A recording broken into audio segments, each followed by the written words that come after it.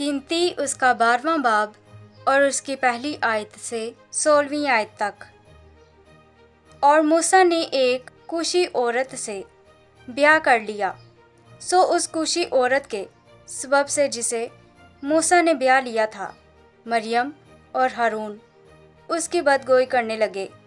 वो कहने लगे कि क्या खुदावंद ने फक्त मूसा ही से बातें की हैं, क्या उसने हमसे भी बातें नहीं की? और खुदावंद ने ये सुना, और मूसा तो रोए ज़मीन के सब आदमियों से ज़्यादा हलीम था।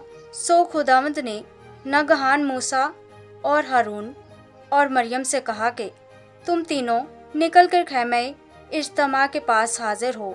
सो वो तीनों वहाँ आए, और खुदावंद अबर के सतून में होकर उतरा और खैमा के दरवाज़ा पर खड़े होकर हारून और मरियम को बुलाया।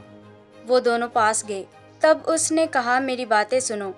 अगर तुम में कोई नबी हो तो मैं जो खुदावंद हूँ उसे रोया में दिखाई दूंगा और ख्वाब में उससे बातें करूँगा।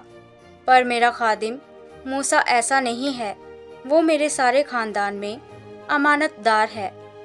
मैं उससे मोमो में नहीं बल्कि रूबरू और सरी तौर पर बातें करता हूँ, और उसे खुदावंद का दीदार भी नसीब होता है। सो तुमको मेरे खादिम मूसा की बदगोई करते खौफ क्यों ना आया? और खुदावंद का गज़ब उन पर भड़का और वो चला गया, और अबर खैमा के ऊपर से हट गया, और मरियम कोट से बर्फ़ की मानित सफ़ेद हो गई। और हारून ने जो मरियम की तरफ नज़र की तो देखा कि वो कोड़ी हो गई है। तब हारून मूसा से कहने लगा, हाय मेरे मालिक, इस गुनाह को हमारे सिर ना लगा, क्योंकि हमसे नादानी हुई और हमने खता की। और मरियम को उस मरे हुए की तरह ना रहने दे, जिसका जिस्म इसकी पैदाइश ही के वक्त आधा गला हुआ होता है। तब मूसा खुदावंद से फरियाद करने लगा कि ऐ खुदा, मैं तेरी मिन्नत करता हूँ, उसे शिफा दे।